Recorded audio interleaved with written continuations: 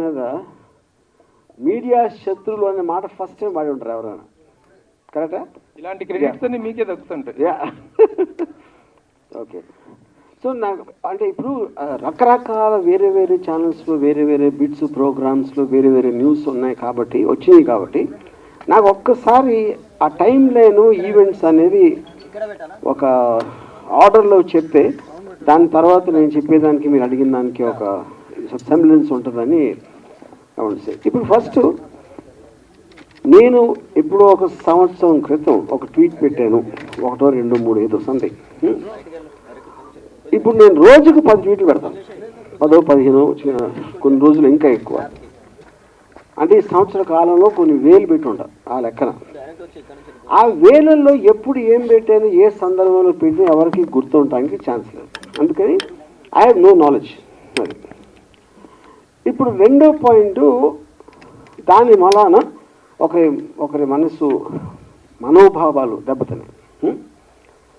దానిపైన కంప్లైంట్ పెట్టడం జరిగింది. ఇప్పుడు ఇక్కడ ఒక పాయింట్ ఏంటంటే, సంవత్సరం తర్వాత ఎందుకు లేచారు సడన్గా నిద్ర అంటే, ఓకే పాసిబుల్ నిజంగా చూసి ఉండకపోవచ్చు, కానీ హత్య అయ్యాడు, ఓకే. దానికి సంబంధించి అది అయిపోయింది, దాని వలన ఏమీ జరగలేదు. ఆ టైంలో వచ్చినప్పుడు నాకు తెలిసి మీడియాలో కూడా ఏంటి ఇలా వచ్చిందా అని ఎవరన్నా అడిగినది కూడా నాకు గుర్తులేదు. అంటే ఎవరో దాన్ని పట్టించుకోండి, ఈయన ఒక్కరే సంవత్సరం తర్వాత పట్టించుకున్నారు, అదొకటి. సో అప్పుడు నేను బిజీగా ఉంటాం వలన నేను ఒక డిఫర్డ్ టైం అడిగాను, ఆ ఇన్స్పెక్టర్ గారు ఇచ్చారు. మళ్ళీ ఆ టైం వచ్చేసరికి ఇంకో విషయం ఏం జరిగిందంటే, 4-5 చోట్ల వేరే వేరే వాళ్ళు వేరే వేరే డిస్ట్రిక్ట్లో అదే కేసు పెట్టారు, సేమ్ థింగ్. సంవత్సరం తర్వాత 4-5 ఒకేసారి మేల్కొనడం ఏంటనేది ఆబ్వియస్గా ఒక సస్పిషియస్ నేచర్ అనిపించింది. ఇప్పుడు యాంటిసిపేటరీ బెయిల్ బై డెఫినేషన్ దానికి ఉన్న ప్రొవిజన్స్లో మీరు ఒక నార్మల్ ప్రొసీజర్ ప్రకారం జరగట్లేదు అని ఒక అనుమానం వచ్చినప్పుడు మీరు కోర్టుకి చెప్పి అప్పుడు కోర్టు డిసైడ్ చేస్తుంది, ఇది దానికి బెయిల్ ఇవ్వడానికి ఉందా లేదా, అసలు ప్రైమా ఫేసి బట్టి దేని బట్టి వాట్ ఎవర్ లా పాయింట్స్ బట్టి. అది నా వర్క్ కూడా అవ్వకపోవటం వలన నేను మళ్ళీ అడిగాను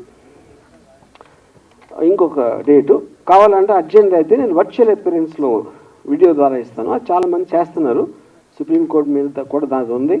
prime minister Narendra Modi also he supported that for quick and efficient service అని జస్టిస్ అని.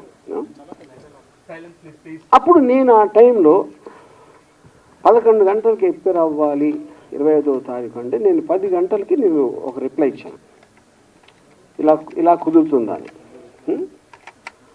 ఒక 20 నిమిషాల్లో పోలీసులు వచ్చారు, నేను పెట్టిన 20-30 మినిట్స్లో. అది కూడా మీడియాతో పాటు వచ్చారు.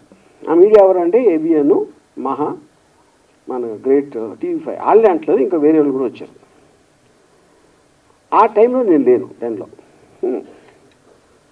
అది కొంచెం సేపు ఉండి ఒక మేబీ 2-3 అవర్స్ అలానే వెళ్ళిపోయారు. ఇంతకు తప్ప ఇంకేమీ జరగలేదు.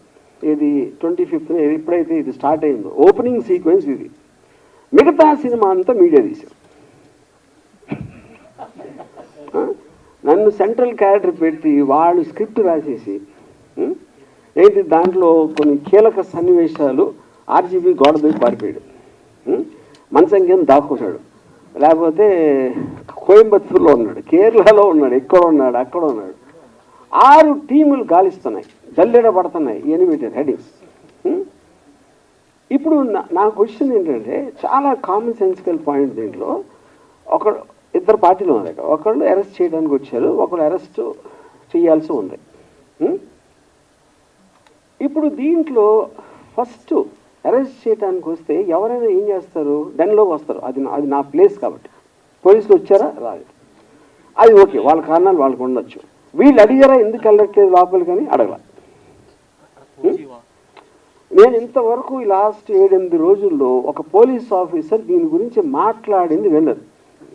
ఇలా అవుతుంది, ఇలా చేస్తున్నాం, టీములు ఫామ్ చేసాం, అన్ని కేసులు చెప్తారు కదా, క్రిమినల్ కేసులో ఇన్ని టీమ్స్ ఫలానా వాడిని ఎతుకుతున్నాయని వాళ్ళు చెప్పారా, చెప్పలా. నార్మల్ ఆస్పెక్ట్లో డెన్లోకి లేకపోతే నాకు క్లోజ్ ఫ్రెండ్స్, నా పార్ట్నరు, నా ఫ్రెండు, నా ఫ్యామిలీ, మా సిస్టరు వాళ్ళ దగ్గరికి వెళ్ళాలి. అక్కడ దొరకపోతేనే నెక్స్ట్ వైడింగ్ చేస్తారు. ఇవన్నీ వదిలేసి వైడింగ్ చేయడం అంటే అది ఏమన్నా అర్థం ఉందా? అది ఎవరు అర్థం? పోలీసులు కంపెనీ వాళ్ళు చెప్పలేదు మేము చేస్తున్నామని. స్క్రీన్ ప్లే మొత్తం, స్క్రీన్ ప్లే, దర్శకత్వం, పాటలు, మాటలు, బ్యాక్గ్రౌండ్ మ్యూజిక్ అంతా చేసింది మీడియా. అప్పుడు దీంట్లో లార్జర్ పాయింట్ ఏంటంటే, నా కేసు ఒకసారి పక్కన పెడితే నేను ఒక చిన్న ఎగ్జాంపుల్ ఇస్తాను. అరవింద్ వాలెస్ అని ఒక చాలా ఫేమస్ రైటరు ఆల్ మైటీ అని ఒక బుక్ రాశారు 70s, 1975 ఇప్పుడు. అదేంటంటే న్యూస్ పేపర్ ఇండస్ట్రీలో పర్టికులర్ న్యూస్ పేపర్ ఓనరు తను అన్ని పేపర్లకు ఒకే న్యూస్ వస్తాయి కదా, మన న్యూస్లో స్పెషాలిటీ ఉంటుంది, మన పేపర్లో ఒక యూనిక్నెస్ అనేది లేకపోతే మనం ఎందుకు ఎక్కువ కొంటారు అని ఒక ఆలోచనతోటి మన దగ్గరే ఉండాలి ఆ న్యూస్. అప్పుడు ఎలా అవుతాయి? మన దగ్గరే మనమే సృష్టించాలి అని ఇన్సిడెంట్లు క్రియేట్ చేసి ఆ ఒక్క పేపర్లోనే ఇన్సిడెంట్లు వచ్చాయి. ఇన్సిడెంట్ క్రియేట్ చేసింది కూడా ఇతనే. అది దీన్ని బేస్ చేసి అంతిమ తీర్పు అలాంటి కొన్ని సినిమాలు కూడా వచ్చినాయి ఆ టైంలో, ఆల్మైటీ బుక్ బేస్ చేసి. కానీ ఇప్పుడు ఒక ఎక్స్ట్రాడినరీ అడ్వాన్స్మెంట్ ఏమైపోయిందంటే న్యూస్ సృష్టించగల ఉన్న న్యూస్ని మీరు వేరేగా చూపించాలి. అది మనం ఇప్పుడు డెవలప్మెంట్ అయ్యింది అది. సో దానికి ఎగ్జాంపుల్ ఇందాక ఇచ్చాను అది.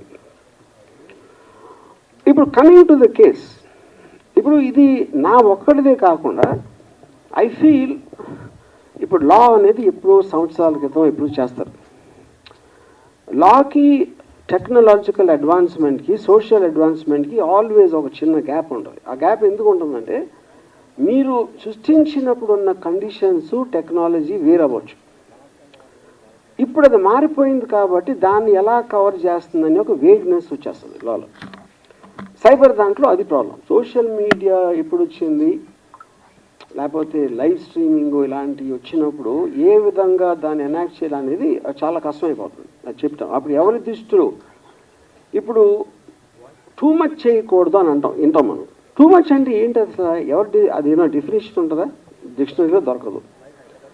ఎవరి దృష్టిలో టూ మచ్, ఆ టూ మచ్ని ఎలా మెజర్ చేస్తారు? టూ మచ్ ఇవన్నిటికీ ఆ డిఫరెన్స్ ఉంటుంది కదా ఇప్పుడు. ఎందుకంటే మనుషులు అన్నాక వేరే వేరే సెన్సిబిలిటీస్ ఉంటాయి, వేరే ఆలోచన దృక్కుడు ఉంటుంది, వేరే ఐక్యూ లెవెల్స్ ఉంటాయి, ఎడ్యుకేషన్ లెవెల్ వేరు ఉంటుంది. అప్పుడు అందరికీ కామన్ చేసి ఇది టూ మచ్, అది 3 మచ్ అని ఎలా చెప్తారు? ఇప్పుడు ఉదాహరణకి నేను 2 days బ్యాక్ ఒక మీమ్ పెట్టాను. డొనాల్డ్ ట్రంప్ కమలా హ్యారిస్కి షవరింగ్ చేస్తున్నాడు, గుండెకి వేస్తున్నాడు. అది నాకేమనిపించింది, నాకు వచ్చినప్పుడు ఆర్టిఫిషియల్ ఇంటెలిజెన్స్ జనరేటెడ్ ఇది ఎంత ఘోరంగా ఓడగొట్టాడు ఎలక్షన్లో అనేది దానికి ఒక ఆర్టిస్టిక్, ఒక కామికల్, క్యారికేచరిస్ ఎక్స్ప్రెషన్. ఇది నేను ట్విట్టర్లో పెడితే ఒకడు, ఏంట్రా డొనాల్డ్ ట్రంప్ని మంగళోడు అంటున్నావు నువ్వు అంటాడు ఒకడు. ఇంకోడేమో అంటే స్త్రీ జాతి అంటే అంత నీచమైపోయిందా, స్త్రీకి గుండు కొట్టిస్తున్నావా అంటాడు ఒకడు. అంటే నేను ఎందుకు ఇస్తున్నానంటే ఎగ్జాంపుల్, అన్ని రకాలుగా మీరు ఒకే దాన్ని అన్ని దుక్కుదాలతో చూడొచ్చు. అప్పుడు చేసినోడు, ఫార్వర్డ్ చేసినోడు, రిసీవ్ చేసుకున్నోడు ఎవడికి ఎలా ఎఫెక్ట్ అవుతుందని ఎలా నిర్ణయిస్తారు? అప్పుడేంటి కార్టూన్ మీరు నవ్వించడానికి పెట్టారా ఏదో? అంటే ఇప్పుడు సోషల్ మీడియాకి మెయిన్ స్ట్రీమ్ మీడియాకి ఉన్న డిఫరెన్స్ ఏంటి? సోషల్ మీడియాలో ఎవడెవడో చేస్తూ ఉంటాడు, అప్పుడప్పుడు మూడు వచ్చింది, ఆడు తాగేసి ఉండొచ్చు, లేకపోతే ఆ టైంలో ఆడికి అర్థం అవ్వకుండా అవ్వచ్చు, ఇంకేం పని లేదు కాబట్టి ఏదో చేయటానికి పెట్టాడు. ఇలాంటి రకరకాలు ఉన్నాయి. It is not possible to దాన్ని రెగ్యులేట్ చేయటం అనేది ఎందుకు పాసిబుల్ కాదంటే వేలల్లో ఉంటాయి. కానీ డేంజరస్ ఏంటంటే సోషల్ మీడియా కన్నా ఎక్కువ మెయిన్ స్ట్రీమ్ మీడియా. ఎందుకంటే మెయిన్ స్ట్రీమ్ మీడియాకి ఒక పేరు ఉంటుంది, ఒక రిజిస్టర్డ్ కంపెనీ ఉంటుంది. అప్పుడేంటి ఇలా మంచి అంతా ఒక చిన్న బిల్డప్ ఇచ్చి వాళ్ళకి ఒక ఆఫీసు, స్టాఫ్, యూనిట్ అందరూ ఉంటారు కాబట్టి ఎంతో కొంత సీరియస్గా తీసుకోవాలి అనే ఒక సైకలాజికల్ ఫీలింగ్ ఉంటుంది సోషల్ మీడియాలో వచ్చిన పోస్ట్కి, మెయిన్ స్ట్రీమ్లోకి వచ్చిన న్యూస్కి. కానీ ఇప్పుడు ఏమవుతుందంటే, ఇప్పుడు మెయిన్ స్ట్రీమ్ మీడియాకి లెక్చర్ ఇచ్చే ఉద్దేశం నాకు కాదు, but I'm just trying to point out that point. అప్పుడు నాకు లాలో ఉన్న ప్రొవిజన్స్ తోటి నేను ఒక రిప్లై పెట్టాను ఇందాక నేను చెప్పినట్టు. నాకు దానికి రిప్లై రాలా. ఫర్ వాట్ ఎవర్ రీజన్స్, ఆ రీజన్స్ నాకు తెలియదు, రిప్లై రావాలి. అప్పుడు నన్ను కోట్ చేస్తా, నా ఎదురు వస్తే తిట్టి తీస్తా, నాతో పెట్టుకుంటే నన్ను టచ్ చేసి చూడు అని నా మొహాన్ని పెట్టి నన్ను కోట్ చేయడం చేస్తున్నారు. ఇది మెయిన్ స్ట్రీమ్ మీడియా అని చెప్పేది. అంటే ఇప్పుడు దాని నుంచి ఏంటి, నన్ను కోట్ చేస్తున్నారు. అక్కడ లాలో ఒకటి ఇదేంటంటే, మీరు పెట్టిన దానికి ఏ ఉద్దేశంతో పెట్టారు అనేది ఒక చాలా కీలకమైన పాయింట్. అది intention of posting it and the motive behind it. ఇప్పుడు ఫర్ ఎగ్జాంపుల్, ఒక అమెరికాలో CNN and Fox News, CNN and Fox News ఇద్దరికి పడదు. They are very very opposite to each other. అక్కడ సిఎన్ఎన్ హోస్ట్, ఫాక్స్ హోస్ట్ నలుగురు కూర్చుని మాట్లాడుతున్నారు అని ఒక ఏఐ జనరేటెడ్ వీడియో పెట్టాడు. అంటే వాడి ఉద్దేశం ఏంటి, ఏఐకి ఎంత పవర్ ఉందో చెప్పడానికి, ఇలాంటిది కూడా నిజంగా జరిగిందని చేసి చూపెట్టగలుగుతుంది అనేది పాయింట్ అది. కానీ మీరు అది చెప్పకుండా వీళ్ళందరూ కలిసిపోయింది సార్, వాళ్ళందరూ ఒకటే, అందరూ కలిసి మనం మోసం చేస్తున్నారు అని చెప్తే, అప్పుడు మీరు ఒక అబద్ధాన్ని నిజం చేయటానికి, ప్రూవ్ చేయడానికి ట్రై చేస్తున్నారు. అది అది అది డిఫరెన్స్. అప్పుడు మెయిన్ స్ట్రీమ్ మీడియాలో నాది వచ్చి నన్ను టచ్ చేసి చూడు, బక్కెలు ఎరగవుతా నా మీద పెడితే అని నేను అన్నట్టు చూపిస్తే అదేంటి అప్పుడేంటి, చాలామంది హెడ్లైన్ చూస్తారు, ఎవడు మిగతా వీడియో ఎవరు చూడరు. వాళ్ళు పెట్టేది కూడా అందుకే, అది కూడా వి అండర్స్టాండ్ దట్ యూనో. అప్పుడు mainstream media in a way అది తప్పని అంటే, మళ్ళీ సెకండ్ టైం చెబుతున్నాను, it is actually more dangerous than social media. Social media ఎవడెవడో ఏదో వాగుతూ ఉంటాడు, ఎవరో పట్టించుకోలేదు. కానీ మీకు అలాంటి పేరు వచ్చినప్పుడు వస్తుంది. అది దానికి one of the biggest examples recent టైమ్స్లో నా కేసు. నేను హైదరాబాద్లో ఉన్నాను, మొర్రో డెన్లో ఉన్నాను అని 3 రోజులు చెప్తున్నాను. నేను లైవ్లో ఇంటర్వ్యూలు ఇస్తున్నాను, ఇది టీవీ ఛానల్స్కి వెళ్ళి. అయినా కూడా they are not stopping that. అదొకటి. నెక్స్ట్ ఏమంటున్నారు, ఇక్కడే ఉన్నావు ఇంకా పట్టుకోవట్లేదని పోలీసులు పట్టుకోని పట్టుకోవాలని ఎప్పుడు చెప్పారు అసలు నీతో? అంతకన్నా జోక్ ఉంటుంది అన్నది. అసలు వాళ్ళు చెప్పలేదు, వారెంట్ ఉందని చెప్పలా, పట్టుకోవడానికి వచ్చామని చెప్పలేదు. ఇంకా పట్టుకోవట్లేదంటే గవర్నమెంట్ మారినా ఇప్పుడు కూడా పోలీస్ శాఖ వైసీపీగా పనిచేస్తుంది అనమాట. అంటే అదొకటి. లేకపోతే నా ఫ్రెండ్స్ ఎవరో ప్రకాష్ రాజు లేకపోతే నాగార్జున వీళ్ళు నన్ను దాచేశారు. దాచారని అంత ఇది ఉంటే అక్కడికి వెళ్ళాలి కదా, అంత ఇన్ఫర్మేషన్ మీడియా దగ్గర ఉంటే వీళ్ళే కదా ఇప్పుడు డిటెక్టివ్స్. పోలీస్ శాఖ డిటెక్టివ్స్ అనేది మీనింగ్లెస్ ఇవాళ రోజుల్లో. You know, media is the detective. Media detection ఎక్కడ చేస్తుంది, వాళ్ళ మైండ్లో చేస్తుంది. దానికి ఎవిడెన్స్ కానీ దానికి ఒక సపోర్ట్ బేసిస్ అనేది ఉండదు. కానీ నా ఫీలింగ్ ఏంటంటే, ఇంత చేసినా ఇప్పుడు సోషల్ మీడియాలో ఇప్పుడు ఒక లాలో ఒక ఆస్పెక్ట్ ఉంది, 4 E's అంటారు దాన్ని. ఇంజనీర్ ఒక ప్రాబ్లమ్ని ఇంజనీర్ చేసి ఎలా దీన్ని ఆపాలి, లేకపోతే కంట్రోల్ చేయాలి, లిమిటేషన్ పెట్టాలి అంటే ఇంజనీర్ చేయాలి. దాన్ని ఎనాక్ట్ చేయాలి, ఒక లాగా తీసుకోవాలి. ఓకే, ఈ పరిస్థితి ఇది అని డెఫినేషన్లు అన్ని ఇచ్చి పారామీటర్స్ ఫిక్స్ చేయాలి. దాని తర్వాత ఎడ్యుకేట్, ప్రజలకు చెప్పాలి, ఓకే ఇంతవరకు మీరు అది చేశారు కానీ ఈ రోజు నుంచి ఇలాంటివి వస్తాయి, ఇలా వస్తాయి. That is what call education. దాని తర్వాత ఎన్ఫోర్స్మెంట్. ఆ ఎడ్యుకేట్ చేసిన తర్వాత కూడా దాన్ని వాడు మేము అతిక్రమిస్తే దానికి ఒక కాంటెక్స్లో పనిష్మెంట్ ఏదేదో పెనలైజేషన్ జరుగుతుంది. ఇక్కడ మనం ఉన్న ఈ టైమ్స్ ఏమవుతుందంటే ఈ 4 E's కూడా లేవు. అది ఎవరు ఎంతసేపు సోషల్ మీడియా టూ మచ్ అయిపోతుందండి, మరీ కొంచెం మితిమీరిపోతుంది అని అంటున్నారు, కానీ అది ఎలా ఆపాలనే ఆలోచన కూడా ఎవరు చేయట్లా కూర్చొని. అదే చేయనప్పుడు ఇంకా మిగతా 3 E's ఎక్కడి నుంచి వస్తాయి? 100% we agree that there is some very offensive post. There is no doubt about it. Offensive నా దృష్టిలో ఒకటి అవచ్చు, మీ దృష్టిలో ఒకటి, అది కూడా we agree. కానీ ఫ్రీ సొసైటీలో బై డెఫినేషన్ మీకు టాలరేషన్ ఉండాలి, లేకపోతే ఫ్రీ సొసైటీ అవ్వదు. నా అభిప్రాయం అనేది నాకు చెప్పినప్పుడు మీ అభిప్రాయాన్ని కూడా నేను అదే దాంట్లో తీసుకునే స్పిరిట్ ఉండాలి. నా అభిప్రాయం కరెక్ట్ అన్నప్పుడు ఫ్రీ సొసైటీ ఎలా అవుతుంది? So that is 1 point. అప్పుడేంటి, ఒక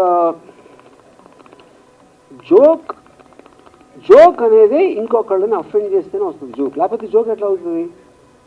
మీరు పొద్దున్న లేగిస్తే కార్టూన్ చూశారు, అది ఈనాడా ఎక్కడ అక్కడ ఎక్కడైనా సరే, కార్టూన్ అనేది ఇంకొకరిని గేలి చేయకుండా, ఇంకొకరితో గురించి వ్యంగ్యంగా మాట్లాడకుండా, ఇంకొకరి గురించి స్ట్రాంగ్గా మాట్లాడకుండా ఉంటే కార్టూన్ అనేది ఎగ్జిస్టెన్స్ లేదు ఫస్ట్. ఇప్పుడు చాలా పాత రోజుల్లో 60s, 70s జార్జ్ వెల్ అని ఒక చాలా famous writer, is a Pulitzer Prize winner, animal farm అని ఒక బుక్ రాశాడు. దాంట్లో తన ఉద్దేశంలో కమ్యూనిజంకి డెమోక్రసీకి ఉన్న డిఫరెన్స్లో తను ఏం చెప్పాడంటే, ఒక ఫామ్ క్రియేట్ చేసి దాంట్లో జంతువుల్ని ఈచ్ ఐడియాలజీ పెట్టాడు. గాడిద ఒక ఐడియాలజీ, గుర్రం, పంది, గొర్రె, ఇలాంటి డిఫరెంట్ ఐడియాలజీ. అప్పుడు ఆ ఫామ్ అనేది ఒక కంట్రీ అయ్యి మనుషులు యానిమల్స్ అయినప్పుడు ఎలా ఉంటుంది అనేది, అది అతని ఉద్దేశం. అది హైలీ రెస్పెక్టెడ్ బుక్. ఆ బుక్ అని ఇవాళ ఎవరైనా రాసి ఉంటే, అది కాకుండా నా కాసు నీదంటావా, నా కంట్రీని గుర్రం అంటావా, నా కంట్రీని గాడిద అంటావా, మొత్తం అందరూ కొట్టుకుంటారు. మొత్తం సోషల్ మీడియా మొత్తం ఆ బుక్ని బ్యాన్ చేయాలి, అది చేయాలని మొదలు పెడతారు. You know, so coming back to the same thing what is set, tolerance of the other persons manner of you. ఇప్పుడు నా గురించి ఎన్నో మీమ్స్ పెడతారు. నేను ఒక ట్వీట్ పెడితే 90% నా మీద బ్యాడ్ థింగ్స్ చెప్తారు. అది బూతులు తిట్టచ్చా, మా ఫ్యామిలీని ఏదో అనొచ్చా, ఇదా అదా ఏదో ఒకటి. సోషల్ మీడియా అంటేనే చేసేది అది మొత్తం, అన్ని చోట్ల అందరూ. నేను చెప్పేది ఒకళ్ళిద్దరు కాదు. అప్పుడు వాటిని మీరు రిస్ట్రిక్ట్ చేయలేరు కాబట్టి నేను ఇందాక చెప్పింది సీరియస్గా తీసుకోవట్లేదు. America is not able to control. మొత్తం 2024 ఎలక్షన్లో total thing was on memes.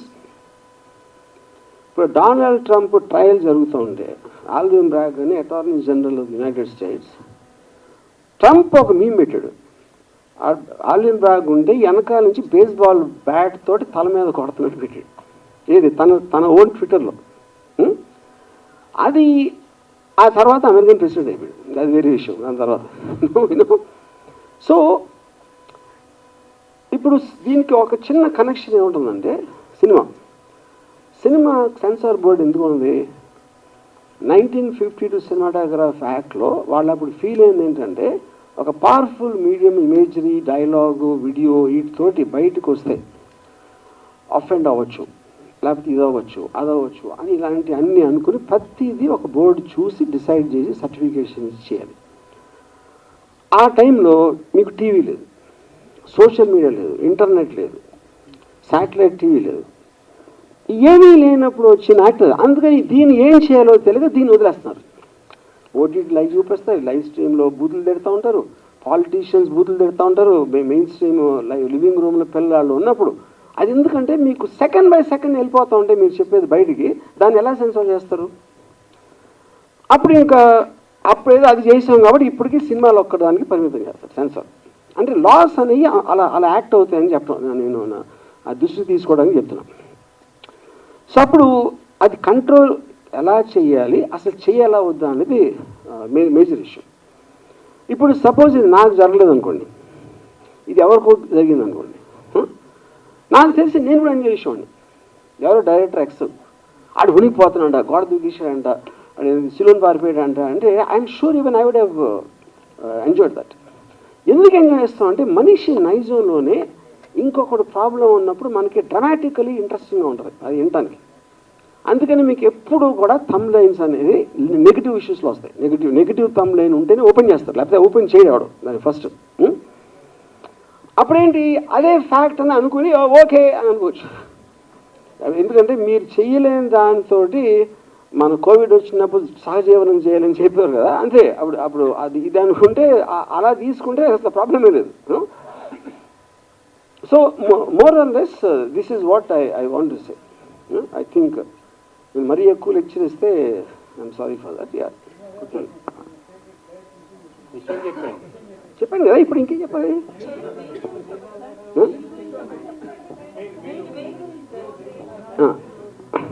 కాదండి, ఇప్పుడే బెయిల్ ఏ పరిస్థితుల్లో వేస్తారు అని చెప్పారు ఆల్రెడీ. అది వినలేదా మీరు?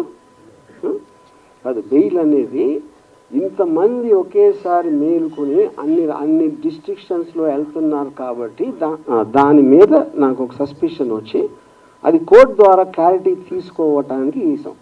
ఆల్ యాంటిసిపేటరీ బెయిల్స్ అందుకే వేస్తారు. ఏం చెప్పాలి, కంగ్రాచులేషన్స్ చెప్పాలా లేకపోతే ఎలా స్టార్ట్ చేయాలి ఇట్లా బెయిల్ వచ్చినందుకు? ఇప్పుడు సార్ జ్యుడిషియల్ ప్రాసెస్లో అదే నేను చెప్తున్నాను. ఇప్పుడు జ్యుడిషియల్ ప్రాసెస్ మీరు ఏమి లాయర్తో మాడక్కలేదు, జస్ట్ మీరు వికీపీడియాలో కానీ లేకపోతే సెక్షన్ ఫలానా లేకపోతే 41 CRPC నోటీస్ ఏంటి అని పెడితే అందరికీ తెలుస్తుంది. అదే దానికి పెద్ద బ్రహ్మ మీకు మహా ఎడ్యుకేటెడ్ అని అవసరం లేదు. ఓకే, అందరూ ఒకటి మిస్ అవుతుంది, ఆర్జీని అరెస్ట్ చేయాలి ఇంకా అరెస్ట్ చేయడం అని ఏంటది ఏం కేసు అని ఎవరు అడగడు. మర్డర్ కేసా లేకపోతే కిడ్నాపింగ్ కేసా ఏం కేసు అసలు అది కదా మెయిన్ డిస్ప్యూట్. అది మీరు ఒక్కసారి అది మీరు దాని మీద ఫోకస్ పెడితే మీకు ఫస్ట్ ఏం అర్థం అవుతుంది, రోజుకి 500 చూస్తాం కదా ఇలాంటి మీమ్స్, అందరూ చేస్తారు కదా మొత్తం దేశం అంతా, ఇదేంటి అంత స్పెషల్ అని అడుగుతారు కదా. అది అడగకుండా ఉంటే అరెస్ట్ అరెస్ట్ అరెస్ట్ అరెస్ట్ అంటే ఎలాగా? ఇప్పుడు బెయిల్ పూర్తి స్థాయిలో వచ్చింది, సోమవారానికి వాయిదా వేశారు కదా సార్. అది జ్యుడిషియల్ ప్రాసెస్. ప్రాసెస్లో ఇంటరిమ్ బెయిల్ ఇస్తారు ఒక డేట్కి, దాని తర్వాత ఎక్స్టెండ్ చేస్తారు, లేకపోతే ఇంకోటి ఇస్తారు, లేకపోతే ఇంకోటి ఏదో వేరే వేరే పిటిషన్స్ అన్నీ వేస్తున్నాం. అదంతా డ్యూ ప్రాసెస్. ఆ డ్యూ ప్రాసెస్ అనేది ప్రతి దాంట్లో ఉంటుంది. కానీ మెయిన్ పాయింట్ ఎక్కడంటే నేను యాంటిసిపేటరీ బెయిల్ ఇస్తున్న రీజన్ ఆల్రెడీ చెప్పాను. కానీ ముఖ్య రీజన్ ఏంటంటే పోలీసులు ఇంతవరకు చెప్పలా నేను అరెస్ట్ చేస్తానని, అరెస్ట్ చేయబోతున్నామని చెప్పలా. అది మెయిన్ పాయింట్ నేను చెప్పేది. అది మీరు అవాయిడ్ చేసేసి మీ మొదట అరెస్ట్ అరెస్ట్ అరెస్ట్ అని అంటున్నారు. అది ఇప్పుడు మీకు హెల్ప్గా నిలబడింది ఇండియన్ జ్యుడిషియరీనా లేకపోతే గతంలో ఒకసారి వ్యూహం సినిమా రిలీజ్ అప్పుడు ఒక్క నిమిషం సార్, ఒక వ్యూహం సినిమా రిలీజ్ అప్పుడు ఎలా మీరు సెన్సార్ మేనేజ్ చేశారు, ఎలా how we could have come out of this అని అడిగితే దావూద్ ఇబ్రహీం హెల్ప్ చేశాడని చెప్పారు మీరు. ఇప్పుడు ఎవరు హెల్ప్ చేశారు సార్? అంటే ఇప్పుడు దావూద్ ఇబ్రహీం హెల్ప్ చేశాడని మీరు నమ్మారు? అది జోక్ అని కూడా తెలియదు. ఇప్పుడు కూడా చెప్పేదాన్ని ఇప్పుడు ఫర్ ఎగ్జాంపుల్ డ్యూ ప్రాసెస్లో దానికి ఉన్న సెక్షన్స్ దానికి ఉన్న ఎలిమెంటు, ఇప్పుడు ఒకటి ఏదైనా జరిగినప్పుడు సపోజ్ ఆ ట్వీట్ ఉందనుకోండి, దానికి ఒక యాక్షన్ జరగాల. మీరు చెప్పి నేను మిమ్మల్ని ఇప్పుడు చెప్పాను ఫలానా కొట్టమని చెప్పాను, నేను చెప్పాను అంతే. మీరు కొట్టి ఏం చేస్తారు, ఆర్జీవీ చెప్పాను అంటారు. ఆర్జీవీ చెప్పినందుకు కొడితే అది నాకు దాని నుంచి డైరెక్ట్గా మీరు ఒక లాభం అనేది ప్రూవ్ చేయలేకపోతే నేను చెప్పినా కూడా that won't become an offence. Okay, so ఇప్పుడు 1 year బ్యాక్ నేను పెట్టిన ఏదైతే చెప్తున్నారో అది దాని వలన ఏం జరిగింది అసలు ఇంత 1 yearలో ఏం జరిగింది ఒకటి. రెండోది ఆ రోజున ఈయనంటే ఇప్పుడు నిద్రలేసాడు పెట్టినాడు, ఆ రోజున ఉన్న మెయిన్ స్ట్రీమ్ మీడియా ఇంక్లూడింగ్ వాళ్ళతో ప్రోలో ఉన్నా కూడా వాళ్ళు ఏదైనా అనుకున్నారా దాని గురించి? అనుకోవాలి. ఎందుకు అనుకోలేదంటే వాళ్ళు చేస్తారు, అదే చేస్తారు, ప్రోగ్రామ్స్ చేస్తారు. ఏది డూపులు పెట్టి ఇది పెట్టి క్యారికేచర్స్ పెట్టి కార్టూన్స్ పెట్టి పొలిటికల్ లీడర్స్ని కానీ సెలబ్రిటీస్ని కానీ ఎవరినైనా కంటిన్యూస్గా మీరు కార్టూనిష్గా చేయటం అనేది it's a culture in the whole world, in a free world. Ajeev గారు, అయితే 1 year బ్యాక్ జరిగిన దానికి కేసులు పెట్టడం ఏంటని మీరు అడిగారు. లాస్ట్ 5 yearsలో కూడా మీరు సినిమాలు తీశారు, ఈ గవర్నమెంట్ మారిన తర్వాత మానేశారు. ఎవరికి టైం వచ్చినప్పుడు వాళ్ళు నడిపిస్తారని ఎందుకు అనుకోవట్లే మీరు? ఎవరికి టైం వచ్చినప్పుడు వాళ్ళు నడిపిస్తారంటే ఏం నడిపిస్తారు అంటే మీరు పొలిటికల్ మూవీస్ చేయనన్నారు కదా, ఇప్పుడు కూడా చెయ్యొచ్చు కదా. ఎందుకు చేయాలి? మూవీస్ చేయడానికి నా రీజన్, అప్పుడు భయపడ్డారు అనుకోవచ్చు కదా దాన్ని. నేను చెప్పింది ఎప్పుడు వ్యూహం రిలీజ్ అవ్వక ముందు చెప్పాను, నేను ఇంక పొలిటికల్ మూవీస్ చేయను. ఎందుకు చేయని చెప్పానంటే నాకు ఆ సెన్సార్ డీలేస్ అంతా చిరాకేసాను. అది ఇది అన్నీ చెప్పి నా మొత్తం టైము 1 year వేస్ట్ అయిపోయింది దాంట్లో. దాని వలన ఆ విధంగా నా డెసిషన్ తీసుకున్నాను, అది నేను చెప్పింది. సో మీడియా గురించి మాట్లాడారు కదా, సెన్సార్ సినిమాలకు ఉన్నట్లే మీడియాకు కూడా ఉండాలి అని చెప్పి. ఉండాలి అని చెప్పలేదు, కుదరదు. ఎందుకంటే మీకు నాన్ స్టాప్ ఎవరు టెలికాస్ట్ చేసింది వాళ్ళకి డేటాబేస్ లో రికార్డ్ అయ్యి ఉంటుంది. మీ మీద ఆరోపణలు చేశారు, లేకపోతే మీ బొమ్మలు ఇలా కార్టూన్ రూపంలో వేశారని చాలా చెప్పారు కదా. సో దాని మీద మీరు కేసు ఫైల్ చేసుకోవచ్చు కదా, మీకు స్కోప్ ఉంది కదా, నాకు అవమానం జరిగింది అని. నాకు టైం లేదు, ఎందుకంటే నేను బతికేది ఎవడో నా మీద అన్నాడు ఆడేదో అన్నాడని వాడు వెనకాల పట్టలో నా టైం నేను వేస్ట్ చేసుకోను, నేను అది చెప్పేది. అందుకని you have to leave it. అదేమి దాన్ని సీరియస్గా తీసుకోకూడదు, తీసుకోవాలని చెప్పట్లే నేను.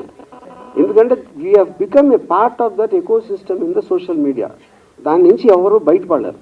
అప్పుడేంటి అది మనం ఏం చేయలేం కాబట్టి దాంతోపాటు we have to adapt to it. అది నేను చెప్పింది.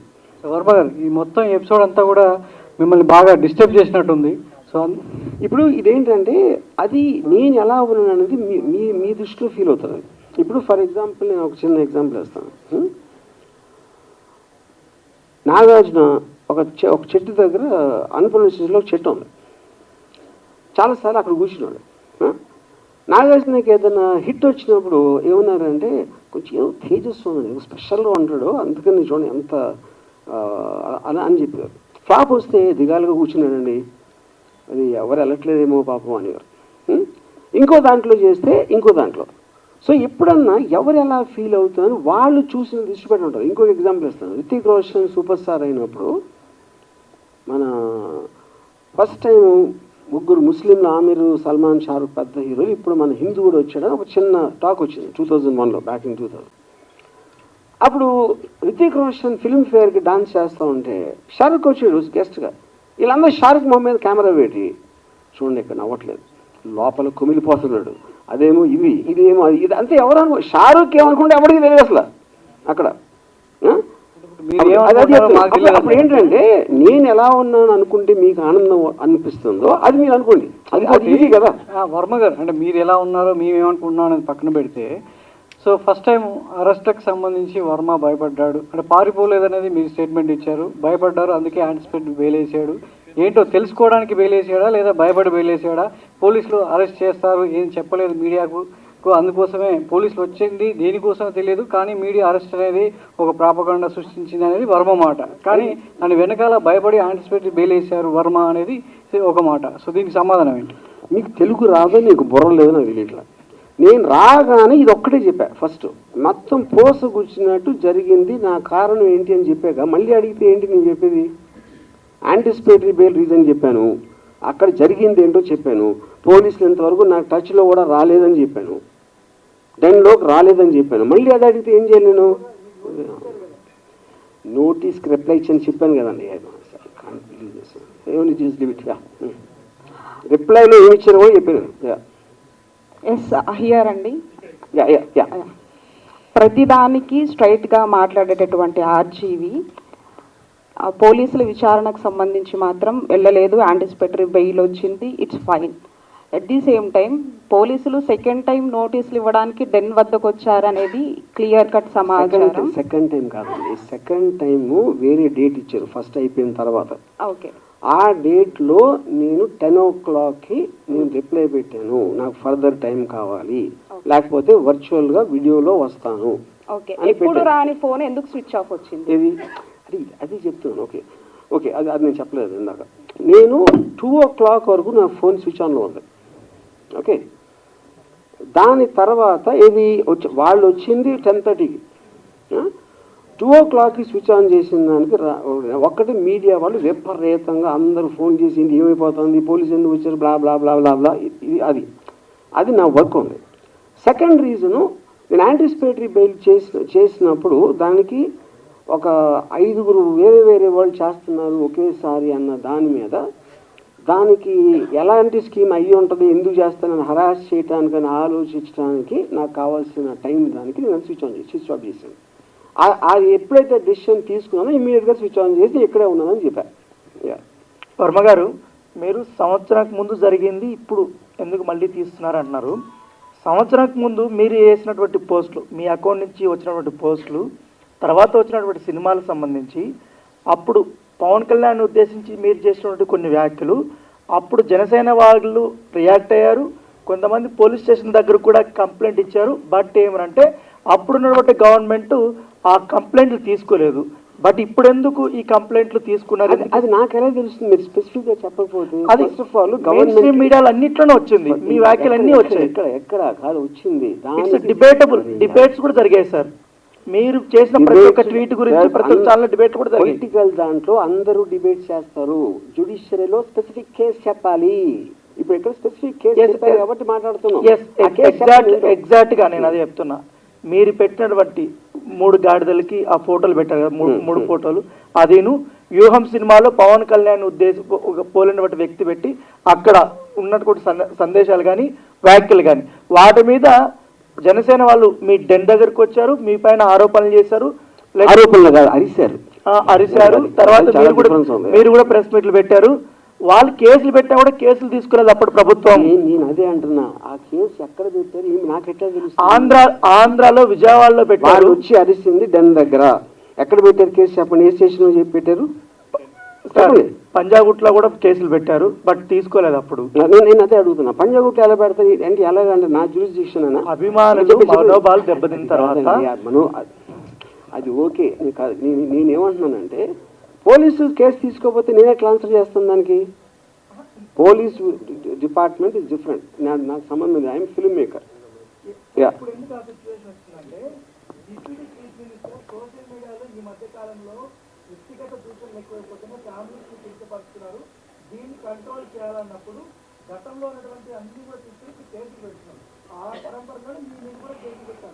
అది నాకు తెలియదు. ఎందుకంటే నాకు తెలియకుండా ఐ డోంట్ వాంట్ టు ఫలానా వాళ్ళు మలానా అవుతుంది కాదు ఫలానా వాళ్ళు చేస్తున్నారు, ఫలానా వాళ్ళు చెప్పారని నేను చెప్పలేను. ఎందుకంటే ఆ నాలెడ్జ్ నా దగ్గర లేదు.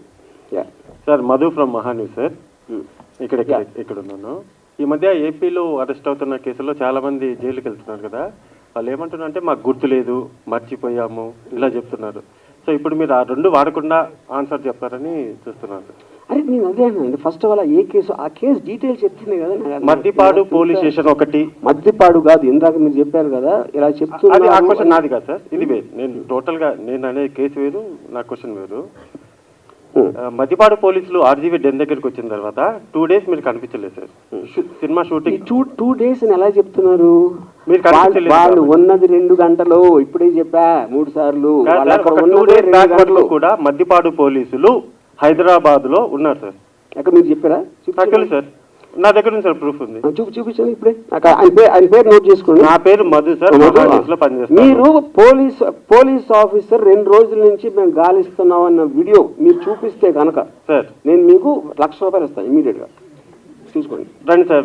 ఈ ప్రెస్ మీట్ అయిపోయిన తర్వాత మీకు ఆడియో వినిపిస్తాను సార్.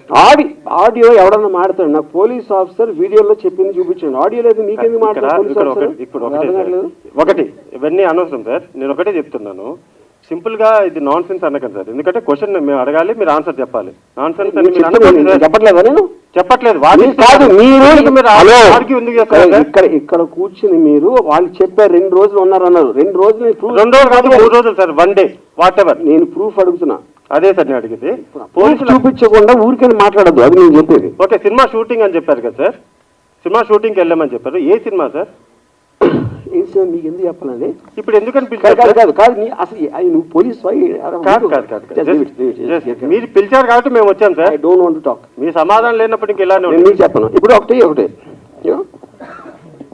నేను ఇందాక ఒక చాలా ఇంపార్టెంట్ పాయింట్ చెప్పాను. 2 people ఆర్ మోస్ట్ ఇంపార్టెంట్ ఇక్కడ.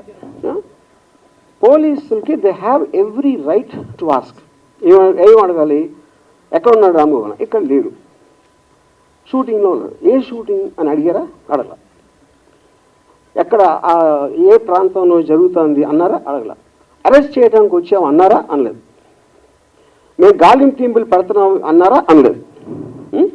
ఈ 4 ఏదన్నా వాళ్ళు అన్నది చూపిస్తే అప్పుడప్పుడు మాట్లాడతాం. చేతగాని తను కానీ వాళ్ళు చెప్పలేదండి. అరెస్ట్ చేయడానికి వచ్చామని చెప్పలేదండి. చేతగాని అరే వాళ్ళు ఎందుకు వచ్చారో మీరు వాళ్ళని అడుగుతారా, నన్ను అడుగుతారా? అరే ఏం అట్లా కాదండి. సరే ఓకే, వదిలేసేయండి. మామూలుగా ఇన్ జనరల్ గా పోలీసులు అనేటువంటి వాళ్ళు మన ఇళ్ళ మీద కానీ ఎక్కడికైనా వచ్చినట్లయితే అది చాలా ప్రెస్టేజ్ క్వశ్చన్. ప్రతి ఒక్కళ్ళు కూడాను అవమానపడతారు, పోలీసులు వచ్చారు వాళ్ళ ఇంటికి అని. మీ ఆఫీసు ముందు ఒక 4 గంటలు దాదాపు 2 గంటలో 4 గంటలో మీ ఇంటి ముందుకు వచ్చేసి వాళ్ళ ఆఫీస్ ముందుకు వచ్చేసినప్పుడు మీరు ఎందుకు వచ్చారు, నా పరువు తీసే హక్కు మీకేముంది అనేటువంటిది మీరేమైనా చేశారా? మీరేమైనా దానికి నేను చెప్తున్నా అది కమ్యూనికేషన్ జరిగిందని చెప్పాను కదా. ఆల్రెడీ నాకు వాళ్ళు వచ్చి నోటీస్ ఇచ్చారు కదా. మా ఇద్దరి మధ్య కమ్యూనికేషన్ ఉంది కదా. ఉన్న తర్వాత వాళ్ళు వచ్చారు, అప్పుడు నేను లేను. తర్వాత వాళ్ళు వెళ్ళిపోయారు. వెళ్ళిపోయిన తర్వాత ఇంతవరకు వాళ్ళు నాకు కమ్యూనికేట్ చేయలేదు నాతో ఇంతవరకు. ఆర్జీవి గారు, వైసీపీకి సపోర్ట్ చేసిన సినీ పెద్దలు అంటే పోసాని కానీ ఆలీ గారు కానీ ఇక నుంచి మాకు రాజకీయాలతో సంబంధం లేదు, మేము రాజకీయాల నుంచి వైదొలుగుతున్నామని వాళ్ళు ముందే అనౌన్స్ చేశారు. మీరు ఎందుకు చేయలేకపోయారు? నేను ఎందుకు చేయాలి? అదేంటి అసలు మీనింగ్ ఏంటి దానికి? నేను నా ఇష్టం వచ్చింది చేస్తానండి. అది లా పరిధిలో లేనప్పుడు జ్యుడిషియరీ డెసిషన్ తీసుకుంటుంది, అది కరెక్టా కాదని. మధ్యలో ఎవరు చెప్పడానికి నేను చేయాలో చేయకూడదని. సార్ హర్జీ గారు, నేను వెంకట్ ఎన్టీవీ సార్. గతంలో మీరు సోషల్ మీడియాలో పోస్ట్ చేసిన అంటే కార్టూన్స్ వల్ల ఇప్పుడు ఈ వివాదం నడుస్తుంది కదా, మరి దాన్ని ఫుల్ స్టాప్ పెడతారా? మళ్ళీ అదే పవన్ కళ్యాణ్ చంద్రబాబు ఇలా మళ్ళీ వేస్తారా? నేను ప్రతిరోజు 5-6 పెడతా, ఇప్పుడు కూడా పెడతానే ఉన్నా. ఇప్పుడు చెప్పాను కదా, డొనాల్డ్ ట్రంప్ చెప్పాను కదా ఇందాక. అంటే గతం నేను పొలిటికల్ నుంచి తప్పుకున్నాను అని 6 నెలల క్రితం వ్యూహం రిలీజ్కి ముందు చెప్పాను. ఆ రోజు నుంచి ఇంతవరకు నేను ఒక్క ట్వీట్ కూడా పెట్టలేదు. ఓకే.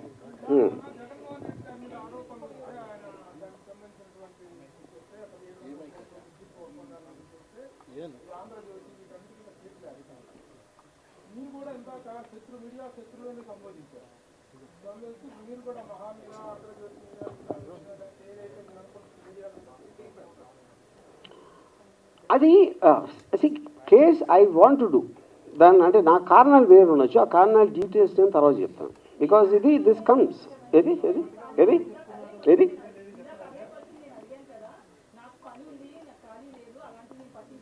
అవును. ఇప్పుడు నాకు అసలు పని లేదు, టైం లేదు నాకు.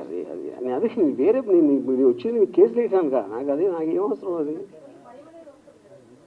అది రావటానికి ఛాన్స్ లేదండి. ఎందుకంటే సోషల్ మీడియా అనేది విపరీతంగా విస్తరించిపోయింది. వేలు మీద ఎలా పెడతారు మీరు? అసలు ఎలా పాసిబుల్? అది ఎవ్వరు చేయలేకపోతున్నారు, చేయలేరు కూడా. వర్మ గారు, ఇక్కడ అంటే మీరు ఏది సీరియస్గా తీసుకోరు, సో అదే ఆ లైట్ తీసుకోవటం వల్లే మిమ్మల్ని కూడా మీడియా లైట్ తీసుకుని మీ మీద స్టోరీలు వెళ్ళిందని చెప్పేసి అనుకోవచ్చు మీరు?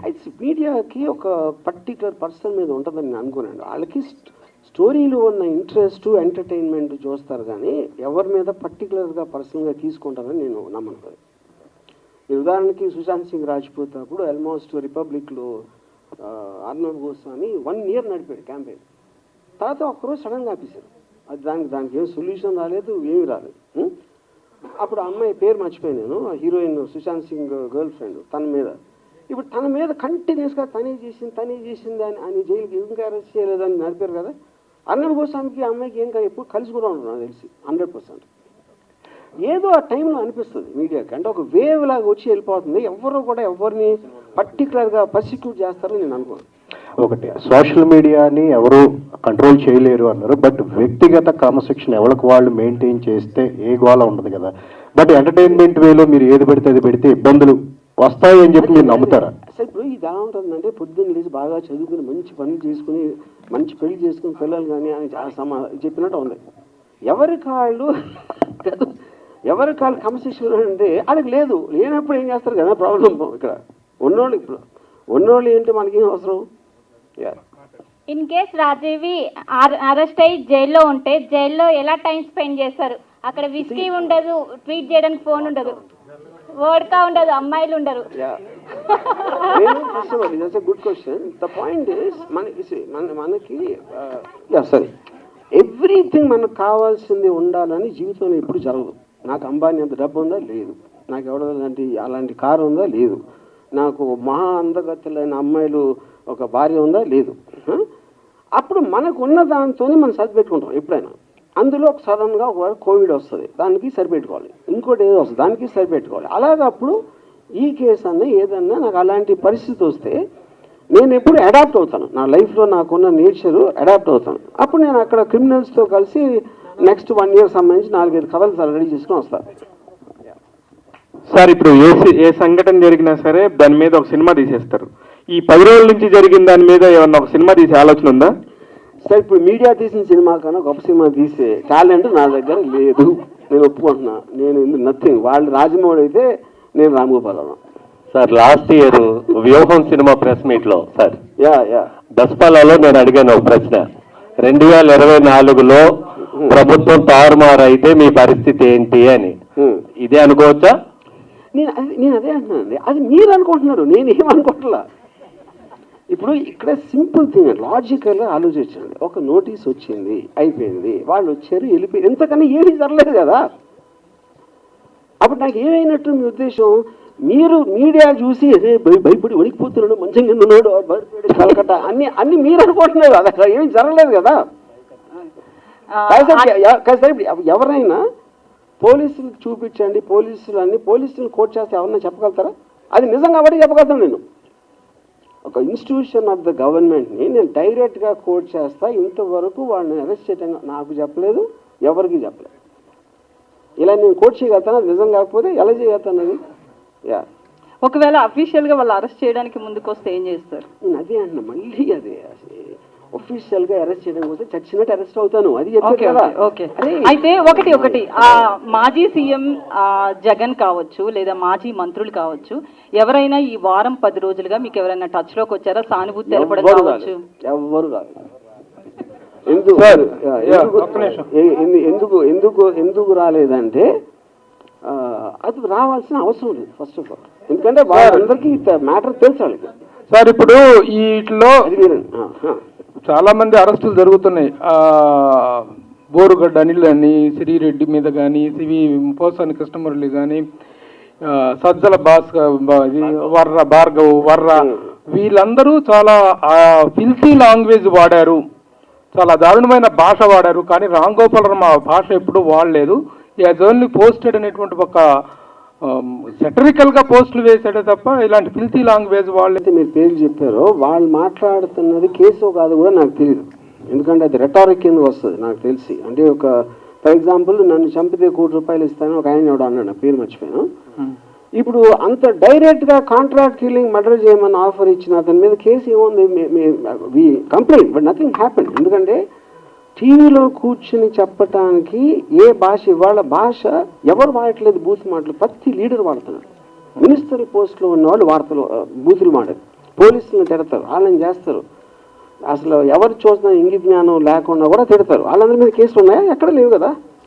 అంటే అదే నేను చెప్పింది ఫస్ట్, నేను వచ్చి చెప్పింది ఆ లాస్ అనేది క్లారిటీ లేనందుకు ఇది జరుగుతుంది. ఎవరికి తెలియదు దాని వల్ల ఎలా దాన్ని ఏం చేయాలి, కంట్రోల్ చేయాలా, కేసు పెట్టాలా, ఏం చేయాలి అనేది తెలియదు ఎవరికి. అది అంటే ఫైనల్ గా ఇది పోలీసులకి రామ్ గోపాల్ వర్మకి జరుగుతున్న లవ్ స్టోరీ, ఇందులో మీడియా ఇన్వాల్వ్ అవ్వద్దు అనేది మీరు కోరుకుంటున్నారా? ఎట్లా? పోలీస్ వారు వాళ్ళది చేస్తున్నారు, నేను చేసుకుంటున్నాను. మీరు మధ్యలో వచ్చి మీరు సినిమా తీశారు, అది నేను చెప్పేది. పోలీసులు తీయలేదు, నేను తీయలేదు సినిమా ఇక్కడ. సార్ వర్మ గారు, మీ నెక్స్ట్ సినిమా కోసం అందరు కూడా వెయిట్ చేసిన పరిస్థితి. మరి నెక్స్ట్ ప్రాజెక్ట్ ఎప్పుడు రాబోతుంది? ఎలాంటి ప్రాజెక్ట్ అనుకుంటున్నారు? ఆల్రెడీ 2 సినిమాలు అయిపోయినాయి. ఒకటి సారీ అని ఒక థ్రిల్లర్ ఉంది, దాని తర్వాత రష్ అని ఒక మోటార్ స్పోర్ట్స్ యాక్షన్ ఫిల్మ్ ఉంది. 2 ఆల్మోస్ట్ రెడీ అయిపోతున్నాయి.